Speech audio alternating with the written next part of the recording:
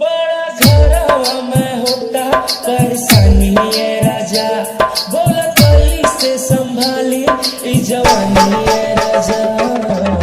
सैया जी सुनी हमरा बात के, कैसे हम मिले आई दिया रात के।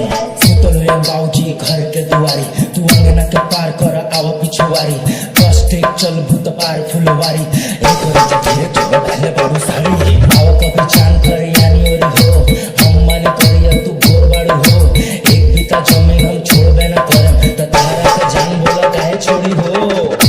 कोचिंग जाए के बहाने हमसे मिलला ना हो, दे हम काट के करे जाए अपन दिल दाना हो। ना देव जा पाली हमके सारी लगी दाढ़ी में, ए मोर करे जा तू तो निक लगेलू साड़ी में, ए मोर करे जा तू तो निक लगेलू साड़ी में। आय आय सोना हो करे जा मोर धनिया, लायम बारात हम बनाए तोके कनिया।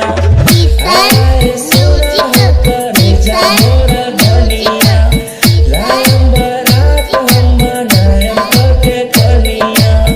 साइकिल को घुमा तारा खल बाटे गाड़ी में, मोर करे जा तू तो निक लगेलू साड़ी में, ए मोर करे जा तू तो निक लगेलू साड़ी में। मेहनाजपुर मेहनाजपुर मेहनाजपुर मेहनाजपुर मेहनाजपुर मेहनाजपुर।